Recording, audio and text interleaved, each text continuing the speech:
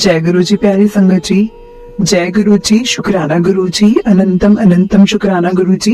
गुरु जी के चरणों में कोटि कोटि प्रणाम और सारी संगत जी को जय गुरु जी। संगत जी, इस चैनल के माध्यम से आपको सत्संग सुनाए जाएंगे। गुरु जी की ब्लेसिंग्स लेने के लिए और ऐसे ही प्यारे प्यारे सत्संग सुनने के लिए चैनल को सब्सक्राइब करें और बेल नोटिफिकेशन को भी ऑन कर लें, ताकि जब भी नया सत्संग का वीडियो अपलोड हो तो आपको इसका नोटिफिकेशन आ जाए और आप जल्दी से जाकर गुरु जी के सत्संग को सुन पाएं और उनकी ब्लेसिंग्स ले पाएं। तो चलिए आज का सत्संग हम शुरू करते हैं, जो कि हमें आंटी जी ने भेजा है। तो मैं आपको आज उनका सत्संग सुनाऊंगी संगत जी। उससे पहले हम गुरु जी का मंत्र जाप करेंगे। ओम नमः शिवाय, शिव जी सदा सहाय। ओम नमः शिवाय, गुरु जी सदा सहाय।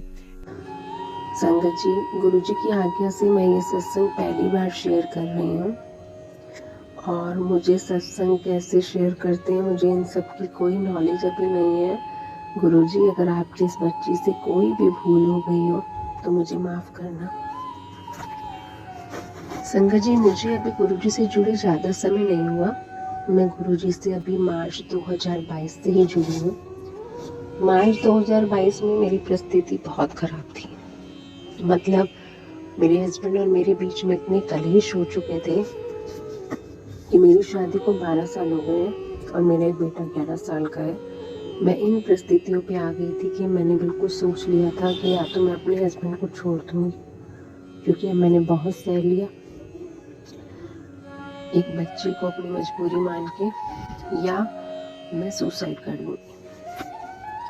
बहुत परेशान थी, बहुत बार मन डगमगाया, कई बार ऐसा करने की कोशिश करी, लेकिन अपने बेटे को देखकर मैं रुक जाती थी कि नहीं, मेरा बेटा रुल जाएगा। और हम दोनों का झगड़ा इतना ज़्यादा बढ़ चुका था कि मैं जैसे जॉइंट फैमिली में रहती हूँ, तो मेरे इन लॉज को भी सब पता था और मेरे पेरेंट्स को भी सब पता चल चुका था। मेरे पेरेंट्स भी मुझसे कह रहे थे कि आप छोड़कर वापस आ जाओ, मगर मैं अभी ये सोच रही थी कि अभी देखते हैं कि क्या पता सब सही हो जाए। लेकिन सही होने की बजाय हालात बिगड़ते जा रहे थे। अब मार्च में जब मैं इन परिस्थितियों में थी, तब मैं गुरुजी को नहीं जानती थी। मैं हकीकत बोलूं, मतलब मैं बोलना नहीं चाहिए। जैसे फेसबुक वगैरह पे कभी मैं किसी अगर देखती भी थी तो मैं बोलती थी अच्छा वो गंजे वाले गुरुजी, मतलब ये होता था मेरे साथ। तो मैं अनंतपुर वाले गुरुजी जो हैं उनको मैं बचपन से माना था। तो हुआ कुछ ऐसा कि जब मैं इन परिस्थितियों में थी, मैं जब बहुत रोती थी, मेरे पास कोई चारा नहीं था। अपने माँ बाप को भी रोज सब कुछ नहीं बता सकती, क्योंकि ये होता था कि उन्हें सब बताऊंगी तो वो लोग परेशान होंगे, तो ये झगड़ा और बढ़ जाएगा अगर वो लोग यहाँ आएंगे तो उसके बाद में गुरुजी फेसबुक पे मुझे गुरुजी के मैसेज आने लग गए और उन मैसेज के थ्रू मुझे ऐसा लगता था जैसे ये मेरी हर परेशानी को जान रहे हैं, ये हर चीज़ का मुझे आंसर कर रहे हैं। तो मैं गुरुजी के वही फेसबुक में जो स्वरूप आते थे उन्हीं से बातें कर करके रोती रहती थी। फिर गुरुजी ने मुझे ड्रीम में दर्शन दिए। 2-3 बार ऐसा हुआ कि मुझे गुरुजी के ड्रीम में दर्शन होने लग गए। बाई चांस ही ऐसा हुआ, कहाँ से मुझे नहीं पता, कि फेसबुक के ही थ्रू कोई ग्रुप जुड़ गया मेरे साथ गुरुजी ब्लेसिंग का, जिसमें सुबह 3 बजे से मैसेज आना गुरुजी के स्टार्ट हो जाते थे। अब उसके बाद में मैं ये बात ऐसे ही, मेरी सिस्टर इन लॉ गुरुजी को ही मानती है, उन्होंने जब मैंने उनसे ये डिस्कशन करा कि दीदी मैं ऐसे ऐसे इतनी परेशान हूँ और पता नहीं ये गुरुजी मेरे सपने में आते हैं, ये गुरुजी फेसबुक पे मेरी हर बात का आंसर करते हैं, मेरे मन में इनका स्वरूप लेने की बहुत इच्छा है, इनके मंदिर कैसे जाते हैं, इनका स्वरूप कैसे मिलता है। मेरी नंद के पर्स में एक छोटा स्वरूप था, उन्होंने वो मेरे हाथ पे रख दिया और जैसे ही वो मेरे हाथ पे वो स्वरूप आया तो ऐसे ही करते जुलाई आ गई थी, 7 जुलाई डेट थी। पता नहीं सोते सोते रात को मेरे मन में आया कि कल गुरुजी का बर्थडे है और मैं भी घर में सत्संग करूंगी। गुरुजी का सत्संग करना है, गुरुजी का सत्संग होगा। मतलब एक गुरुजी एक थॉट दे रहे थे मुझे कि कल तू सत्संग कर, तेरे सब दुख दूर हो जाएंगे। और ऐसा हुआ। मेरे हस्बैंड और मैं, मेरे हस्बैंड मतलब हम दोनों ने एक बच्चे को लेकर समझौता तो कर लिया। गुरुजी का वही छोटा सा स्वरूप रखा, फ्लावर से मैंने डेकोरेट किया। हमने किसी को नहीं बुलाया, बस मेरी सास और मैं, हम दोनों, मैंने अपनी सास को अपने साथ सत्संग में बिठाया। हम दोनों सत्संग में बैठे, 1-1.5 घंटे हमने वो सत्संग करा, लंगर प्रसाद भोग लगाया। और मुझे उस सत्संग के बाद से अंदरूनी ऐसी पॉजिटिविटी महसूस हुई कि मुझे अच्छा लगने लगा, जैसे मुझे कोई रास्ता मिल गया।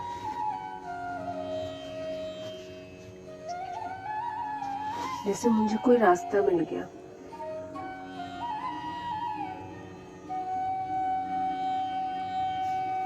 टीवी बंद होगा, चलो टीवी बंद। जैसे मुझे कोई रास्ता मिल गया।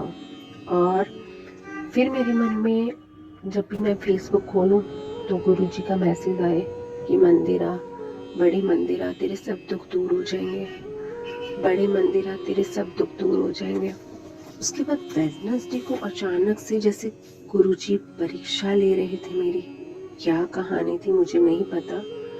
वेडनेसडे को फिर से मेरे हस्बैंड और मेरे बीच में लड़ाई झगड़ा स्टार्ट हो गया। और मेरे हस्बैंड ने मुझे साफ बोल दिया कि तुम बड़े मंदिर नहीं जाओगी थर्सडे को, तुम नहीं जा सकती बड़े मंदिर। अब मैं बहुत परेशान, मेरे हस्बैंड ने कहा नहीं जाओगी तुम बड़े मंदिर, तुम नहीं जा सकती बड़े मंदिर। मतलब एक जो मुद्दा था वो बड़ा मंदिर पे ही बन गया कि उन्होंने ये रट बांध ली कि मैं बड़े मंदिर थर्सडे को नहीं जा सकती। अब थर्सडे हुआ, सुबह में उठी, पूरी रात नहीं सोई, बहुत रोई कि गुरुजी, मैं 3 दिन से बहुत खुश थी ट्यूसडे से कि मेरे हस्बैंड ने मुझे बड़े मंदिर के लिए हामी दे दी है, अब मैं जा सकती हूँ बड़े मंदिर आपके दर्शन करने। लेकिन ये अचानक से क्या हुआ कि उन्होंने मुझे एकदम मना कर दिया। गुरुजी मैं कैसे आऊँ, अगर मैं जाऊंगी तो फिर दोबारा से बहुत बड़ा कलेश खड़ा हो जाएगा, मेरे बच्चे का स्कूल है। इस टाइम पे मैं ऐसी परिस्थिति पे हूँ कि वो 4th स्टैंडर्ड में है, जुलाई का मंथ है। अगर मैं इस टाइम पे कुछ छोड़ने का भी सोचती हूँ तो मेरे बच्चे का पूरा 1 साल खराब हो जाएगा, फिर से वही सब कलेश होगा, मुझे कुछ नहीं समझ आ रहा। तभी अचानक से मैंने ये चीज मतलब रोते रोते सो गई, 11 साढ़े 11 बजे सुबह के। और उसके बाद 12:30 बजे मेरी आंख खुली। मुझे नहीं पता कि रोते रोते जब मैं सोई तो गुरुजी ने क्या किया। उन्होंने मुझे अंदर से हिम्मत दी, तू जाएगी आज बड़े मंदिर, तू आज बड़े मंदिर जाएगी। मैंने कहा अब देखो, अगर आज मैं बड़े मंदिर जाती हूँ तो बहुत भाई गाजियाबाद से तो ज्यादा टाइम लग जाता है, तो मेरा बेटा तो स्कूल में जा पाए, चलो अभी देखते हैं। मगर अंदर मन में एक ही चीज बार बार आई थी कि तू आज बड़े मंदिर आएगी, तू आज बड़े मंदिर आएगी। अब जैसे ही मैं अपने बेटे को लेने गई, उस दिन शायद I think so 21 July date थी। मैं जैसे ही बस स्टॉप अपने बेटे को लेने गई तो मेरे बेटे ने बस से उतरते ही बोला कि मम्मा कल से ना स्कूल की थोड़े दिन की छुट्टी है। तो मैंने बोला क्यों?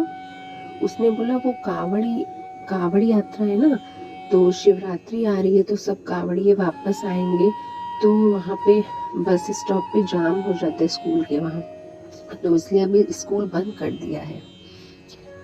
मैंने वहीं पे बोला जय गुरु जी, और मैं अपने बेटे को लेके घर आई। मैंने रोटियां सेकी, अपनी मदर इन लॉ को दी, मेरे बेटे ने खाई, मैंने खाई। मैंने अपनी मदर इन लॉ को बोला तैयार हो जाओ, हम लोग बड़े मंदिर जा रहे हैं। मेरी मदर इन लॉ ने बोला अचानक? मैंने कहा गुरुजी ने मुझे एक ही चीज मन में डाली कि जो होगा देखा जाएगा, तेरे अच्छे के लिए होगा जो भी होगा। मैंने कॉल करा, मैं जैसे कोचिंग पढ़ाती हूँ तो मैंने कॉल करा, अपने ट्यूशन्स के बच्चों को मैसेज डाला अपने कोचिंग सेंटर ग्रुप में कि आज सभी बच्चों की छुट्टी है। 3 बजे मैं, मेरा बेटा, मेरी मदर इन लॉ, हम तीनों छतरपुर मंदिर के लिए निकल गए और एक्यूरेट 5 बजे हम लोग छतरपुर मंदिर पहुंच गए। अब जैसे ही मैं छतरपुर मंदिर पहुंची, मुझे बहुत अच्छी वाइब आई, बहुत पॉजिटिविटी आई और मेरी हालत ये थी कि वहाँ शब्द चल रहे थे और शब्द भी कुछ ऐसा था जो मुझ पे डिपेंड था। उस शब्द को अगर हिंदी में प्रनाउंस करूं तो शब्द ये था कि आज तक तू हमेशा जग में फंसा रहा, तुमने अपने पर ध्यान ही नहीं दिया।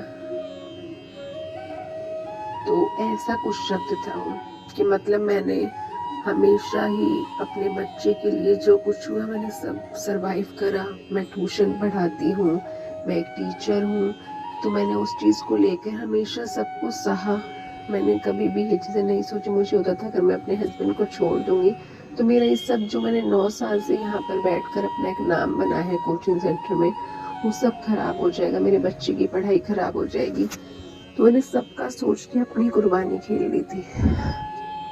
अब जब ये शब्द चल रहे, मेरे आंसू कंटिन्यू बह रहे थे, मैं रो ही जा रही थी। तभी मैंने गुरुजी के वहाँ दर्शन करने के बाद जब हम लोग लंगर प्रसाद में गए ना, तो मेरा बेटा जैसे 10 साल का है, तो मेरा बेटा जैसे 10 साल का, और हम लोग घर से लंच करके गए थे। वो बच्चा है, तो मैंने जो वहाँ पे सेवादार अंकल थे उन्हें कहा कि अंकल हम दोनों एक ही प्लेट में खा लेंगे, मेरा बेटा और मैं। उन्होंने कहा नहीं, ये खा लेगा, ये आप टेंशन मत लो है। तो उन्होंने मेरे बेटे को अलग प्लेट दी और मुझे अलग प्लेट दी। अब क्या हुआ, मेरे बेटे ने, मेरी मदर इन लॉ, हम तीनों ने लंगर प्रसाद किया, मगर मेरे बेटे से आधा ही लंगर प्रसाद खाया गया और आधा वो नहीं खा पा रहा था। मतलब एकदम से उसको ऐसा होगा कि मम्मी मुझसे नहीं खाया जा रहा और मेरा पेट भर गया। अब वो सेवादार अंकल आए तो मैंने उनको ऐसे हंसकर बोला कि अंकल इसने तो अब लंगर प्रसाद छोड़ दिया, अब मैं इस लंगर प्रसाद का मतलब कैसे करूं। उन्होंने कहा कोई नहीं, आप खा लो, ये गुरुजी आपको लग रहा है ज्यादा ब्लेस करना चाह रहे होंगे। अपने बेटे का लंगर प्रसाद भी मैंने खा लिया। तभी जब हम बाहर निकलने लगे, जैसे ही हम बाहर आए तो बाहर वो जो जल प्रसाद मिलता है, मेरी मदर इन लॉ को भी एक ही बॉटल मिली, मेरे बेटे को भी एक ही बॉटल मिली और मुझे 2 बॉटल्स मिली। अब हम लोग अपना घर के लिए निकल पड़े। अब वहां से निकल तो मैं पड़ी, वहां से नहीं, फिर जैसे ही वो लिया मैंने, तो मैंने बाहर सेवादार अंकल से पूछा कि अंकल जी यहाँ पे गुरुजी की ब्लेसिंग्स कहाँ मिलती है। उन्होंने कहा कि वहाँ पेड़ के नीचे है बना हुआ बॉक्स, आप वहाँ चले जाओ, वहाँ एक टेंट लगा हुआ, वहीं पे मिलती है। मैंने गुरुजी की ब्लेसिंग्स ली, स्वरूप मिला मुझे, और मेरी मदर इन लॉ को मैंने बोला कि आप चरण ले लो, तो उनको गुरुजी के चरण मिले और हम लोग खुशी खुशी अपना निकलने लगे। अब जब हम लोग निकलने लगे, जब मैं मेट्रो में बैठी हुई थी, मुझे यही टेंशन है गुरुजी, अब मैं आ तो गई हूँ, मगर अब मेरे जो हस्बैंड है, अब वो घर जाऊँ बहुत कलेश करेंगे। गुरुजी आप सब देख लेना है। अब हम लोग घर पहुँचे 9 बजे। 9 बजे जब मैं घर पहुँची, मेरे हस्बैंड घर पे नहीं थे, वो अपनी सिस्टर के घर चले गए थे। उसके बाद वो अपनी सिस्टर के घर से आए 10 बजे। अब वो चुप थे बिल्कुल, उन्होंने उस टाइम अपना खाना वाना, हमने बना रखा था, खाना वाना खाया और सो गए। अगले दिन सुबह ही उन्होंने अपनी मम्मी को बोला कि ये आज यहाँ से अपने माँ बाप के घर जा रही है। तो मैंने बोला मैं अभी नहीं जा सकती, अभी आगे रक्षाबंधन आने वाला है, मैं तब जाऊंगी। मैंने अभी कल भी बच्चों की छुट्टी करी है, तो मैं अभी नहीं जा सकती। उन्होंने कहा नहीं, अब तुम अपने घर जाओ, अब तुम यहाँ से अपने घर चली जाओ, अब तुम यहाँ नहीं रहोगी। अब गुरुजी संभाल ले, यही बस मन से उस टाइम आवाज निकली। फिर वही हुआ, उस दिन कलेश इतना बढ़ गया कि मेरे हस्बैंड ने सिर्फ जिद पे अड़ गए कि अब तुम यहाँ से चली जाओ, चली जाओ, चली जाओ। और मैं अपने आप को इतना लाचार महसूस, आप लोग यकीन नहीं मानेंगे, गुरुजी का वो स्वरूप और जो चरण थे वो मेरे पर्स में ही थे। मैं अभी तक उन्हें स्थापित तक, विराजमान तक नहीं कर पाई थी। ऐसा माहौल हो गया था नेक्स्ट डे। अब मैं पूरा दिन रो और मुझे ऐसा फील हो, भगवान मैं कितनी लाचार हूँ कि आज एक अपने बेटे की वजह से आज मेरा बच्चा मेरी मजबूरी बन गया कि मैं अपने पति को छोड़ नहीं पा रही, क्योंकि मेरे पास ट्यूशन्स की कमी नहीं थी। मेरे पास 30 बच्चे थे, मैं आराम से अपना गुजारा कर लेती थी। लेकिन बस ये था कि मेरे बच्चे का अटैचमेंट, मेरा बच्चा बहुत इमोशनल है, उसका अटैचमेंट अपने पापा से भी बहुत था है। तो मुझे ये चीज़ थी कि मेरा बच्चा सरवाइव करेगा, इसलिए मैं छोड़ना नहीं चाहती थी। मगर पता नहीं, जैसे लेटे लेटे गुरुजी ने मुझे बोला तू खड़ी हो और अपने घर चली जा, अपने घर जा। उस दिन रात को ऐसा हुआ कि मैंने नींद की गोलियां निकाल ली। मेरे पास 8 नींद की गोली थी, मगर अपने बेटे के लिए, या ये मान लो कि गुरुजी ने मेरा हाथ रोक लिया, मैंने 2 ही गोली खाई और मैं बाकी गोली नहीं खा पाई। वो गोलियां खा के मैं पूरी रात रोते रोते सो गई। मेरे mother in law, father in law सब समझा रहे थे कि नहीं, ये पागल है, कुछ नहीं होगा ऐसा, तुम कहीं नहीं जाओगी, तुम कहीं नहीं जाओगी। लेकिन मैं अंदरूनी फील कर रही थी कि मैं लाचार हूँ। मैं अंदरूनी फील कर रही थी कि अब मैं इन सब से रिश्ता खत्म करके अपनी जिंदगी या तो खत्म कर लेना चाहती हूँ या यहाँ से चली जाना चाहती हूँ। उसके बाद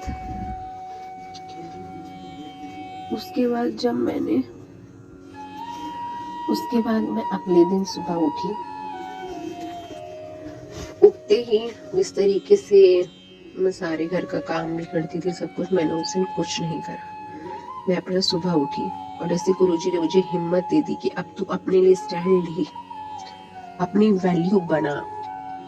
मैं अगले दिन सुबह उठी, मैंने उठते के साथ ही अपना ब्रश वगैरह करा, उसके बाद अपने बेटे और अपने लिए चाय बनाई। मेरे हस्बैंड सो रहे थे, अपना सामान पैक करा और मैंने अपने हस्बैंड को बोला ठीक है, तुम यही चाहते थे मैं यहाँ से चली जाऊँ, मैं यहाँ से जा रही हूँ, लेकिन अब मैं वापस तभी आऊँगी जब तुम मुझे लेने आओगे। अब मैं इस घर में वापस नहीं आऊँगी।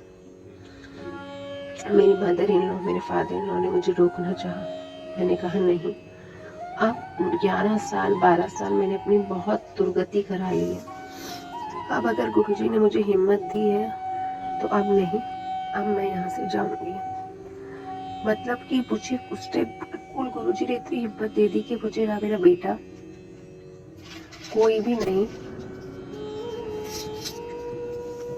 ना मुझे मेरे बेटे की पढ़ाई नजर आ रही थी, ना मुझे ये नजर आ रहा था कि मेरे ट्यूशन वाले बच्चे। मैंने गुरुजी का आसरा लिया और मैंने कहा अगर गुरुजी यही चाहते हैं तो इसमें ही मेरी बिल्कुल भलाई होगी। और मैंने यहाँ से ऑटो करा और मैं चली गई। अपने घर पहुंच गई मैं। मेरे हाथ में वही पर्स था जिसमें गुरुजी का स्वरूप और चरण थे और उनकी जल प्रसाद की बॉटल्स थी। जब मैं अपने घर पहुंच गई तो जैसे मेरे घर वालों को तो कुछ उस टाइम पता ही नहीं था। जब मैं वहाँ सडनली पहुंची, मैंने अपने मम्मी पापा, अपने भाई भाभी को बताया कि ऐसे ऐसे जब मन आता है मुझे तभी करते हैं कि इस घर से निकल जाओ, इस घर से निकल जाओ, इस घर से निकल जाओ। मैं वहाँ नहीं रहना चाहती, मुझे बहुत लाचारी फील होती है। बल्कि अपने हस्बैंड के लिए मैंने हमेशा उनका हर चीज़ में साथ दिया है। मगर ऐसा फील होता था कि वो मुझे समझते ही नहीं है। उसके बाद में मैं अपने घर गई, तभी मेरे मम्मी पापा ने बोला कि मेरे भाई ने बोला कि मम्मी पापा ने बोला कि आज हम खाटू श्याम जा रहे हैं, लेकिन अब हम नहीं जाएंगे क्योंकि तुम इतनी परेशान हो। मैंने कहा नहीं, आप लोग जाओ, मैं भैया भाभी के पास रहूँगी। मेरे भैया ने भी ये बोला नहीं, आप खुद जाने जाओ, कोई नहीं, हमारे साथ है ये। मेरे भाई और मेरे भाभी को भी मेरे प्रेम का एहसास हो रहा था। तभी जहाँ पे मेरे पापा मम्मी की खाटू श्याम की टिकट बुक थी, तो जैसे गुरुजी जानते थे कि मैंने लव मैरिज करी थी, मैं अपने आदमी से, अपने हस्बैंड से बहुत अटैच थी। मैंने कभी भी ऐसा नहीं करा था, चाहे कितने भी झगड़े हों, कि मैं अपने हस्बैंड को छोड़ के चली जाऊं। तो उन्होंने जैसे वहां मुझे खाली रहने ही नहीं दिया कि मैं उस बारे में सोच ही ना पाऊं। तो इतने में वहां से फोन आया मेरे पापा को कि ऐसे 2 सीटें खाली हो गई हैं, वो किसी ने जाना था, तो उनकी वाइफ हॉस्पिटलाइज है, तो वो मियाँ बीवी हस्बैंड वाइफ नहीं जा रहे हैं, तो 2 सीटों के लिए अगर कोई सवारी हो तो बताना। तो मेरे पापा ने बोला कि मेरी बेटी और उनका बेटा भी आया हुआ है, तो आप 2 टिकटें उनकी बुक कर दो। और जैसे मैं 11 बजे सुबह अपने घर पहुंची थी, 8 बजे हम खाटू श्याम के लिए निकल गए। और उस पूरी ट्रिप में गुरुजी की ये मेहर थी कि जिस तरीके से मेरी लाइफ के लिए बहुत बड़ा स्टेप था कि मैं अंदर से बिल्कुल टूटी हुई थी, लेकिन उन्होंने मुझे एक बार भी वो सब याद ही नहीं आने दिया, कुछ भी मुझे याद ही नहीं आने दिया। मैं वहां उस खाटू श्याम जी के दर्शन में बहुत खुश थी, सब जगह बहुत खुश थी, सब अच्छे से हुआ। जब मैं खाटू श्याम जी के वहां से वापस आई नेक्स्ट डे सुबह, उसके बाद अंदर से एक वही कहते हैं ना, हम घर वापस आते हैं तो एक वही उलझन याद तो आ ही जाती है कि हाँ, इतने बजे मेरे ऐसे ट्यूशन वाले बच्चों के मैसेजेस आ रहे थे, अब मैं उन लोगों से एकदम क्या बोलती। तो मैंने उन लोगों को बोला कि मुझे स्टोन का पेन उठ गया है, इसलिए मैं अपने घर चली गई। अब मुझे पता नहीं ट्यूशन कब तक बंद रहेगा, तो जब कोचिंग सेंटर दोबारा ओपन होगा मैं आप लोगों को मैसेज कर दूंगी।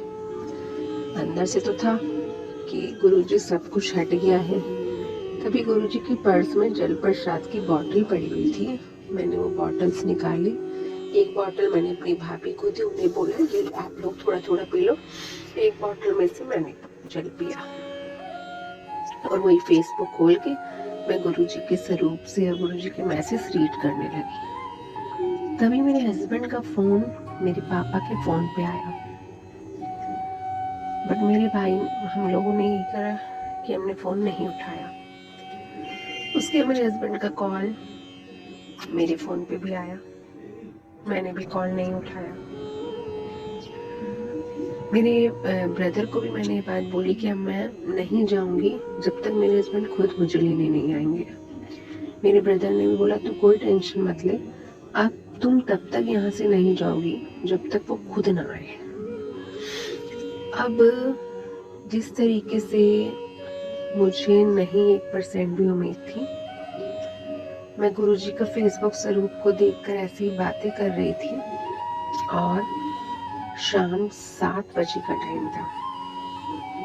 मेरे हस्बैंड आ गए वहां पर लेने के लिए।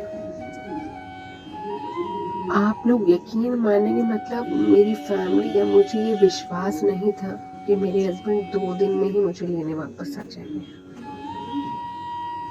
और ये सब गुरुजी की कृपा थी कि मेरे हस्बैंड को उन्होंने रियलाइज कराया कि आज तेरी बीवी बच्चे तेरे से दूर हो चुके हैं। मेरे हस्बैंड ने मुझसे माफी मांगी और वो मुझे वहां से उसी टाइम घर लेकर आए। और जिस तरीके से मेरे हस्बैंड मेरे मायके रह जाते आते थे, वो अपनी सब ईगो छोड़ के उस दिन वहां मुझे मेरे मायके ले रहे। मेरे हस्बैंड मेरे मायके वालों से ज्यादा अटैच नहीं है, उन्हें मेरे मायके वाले पसंद नहीं है ज्यादा। तो वो लोग, मेरे हस्बैंड जो थे वो वहां, उन्होंने जाना आना 1-1.5 साल से बंद कर रखा था, मगर उस दिन वो वहां अपनी सब ईगो छोड़कर हमें लेने आ गए। और जब हम लोग घर आए, उन्होंने मुझसे माफी मांगी, बहुत अच्छा बिहेवियर करा। तो उसके बाद मुझे रियलाइज हुआ कि ये सब गुरुजी का करता धरते हैं, ये सब गुरुजी ने किया है। और उसके बाद में जिस हस्बैंड ने मुझे छतरपुर जाने के पीछे मुझे घर से बाहर कर दिया था, उसके अगले दिन हम, मेरे बेटे और मैंने, गुरुजी को अपने मंदिर के बराबर में विराजमान किया, कड़ा प्रसाद बनाया। उन्होंने हमें कुछ नहीं कहा। जब हमने उनसे ये वाली बात पूछी कि तुम वहां अपनी ईगो तक छोड़कर हमें लेने आ गए, उन्होंने बोला मुझे अंदरूनी ऐसा फील हुआ कि मेरा घर उजड़ गया, मेरे बीवी बच्चे चले गए, ये क्या हो गया।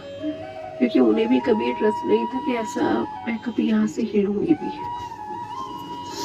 और गुरुजी को मानने के बाद से मेरे हस्बैंड में इतनी इम्प्रूवमेंट आई कि जो मुझे कभी पसंद ही नहीं करते थे, उनमें बहुत इम्प्रूवमेंट आई। और अभी मैं आपको ये भी बताती हूँ कि वो जो लंगर प्रसाद था ना, जो मुझे डबल ब्लेस हुआ था, और वो जो वाटर बॉटल, जो जल प्रसाद था मुझे डबल ब्लेस हुआ था, उसका रीजन भी क्या था। उसके बाद में ये हुआ, मेरे हस्बैंड बहुत अच्छे हुए मेरे साथ, और 8 अगस्त को मेरे चेस्ट में बहुत पेन था। ये मुझे रियलाइज हुआ कि मुझे लगता है कि मुझे भी कैंसर हो गया है, इसलिए गुरुजी ने मुझे अपने आप से जोड़ा है। हम लोग डॉक्टर वगैरह के गए, डॉक्टर ने बोला आप में कैल्शियम कमी है, टेस्ट कराओ, ये टेस्ट कराओ, वो टेस्ट कराओ। जब टेस्ट कराया तो उसमें आया कि मुझे 3 मंथ की प्रेगनेंसी है, और जो मुझे पता ही नहीं चला।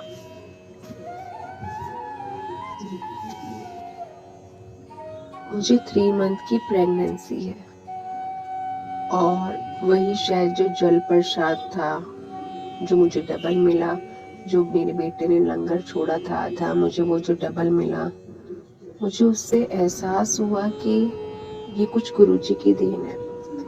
और आप लोग यकीन मानेंगे, आज तक या 12 साल में मेरे हस्बैंड ने कभी मेरी इतनी केयर नहीं करी थी जितनी केयर वो मेरी इन दिनों में कर रहे हैं। मेरे सपने में गुरुजी आए, उन्होंने मुझे नारियल दिए। तो उसके बाद जब ये चीज़ पता चली कि मैं प्रेग्नेंट हूँ, तो मुझे पूरा यकीन हो गया कि गुरुजी की ये सब देन है ये। और गुरुजी ने मेरी जिंदगी जैसे एकदम बदल सी दी, जो मुझे कभी यकीन भी नहीं था। आज मैं अपने हस्बैंड को देखती हूँ कि मैं बेड रेस्ट पे हूँ, वो मेरे लिए जूस ला रही है, कभी कुछ ला रही है, बिस्तर पे बैठा के मुझे खाना खिला रहे हैं।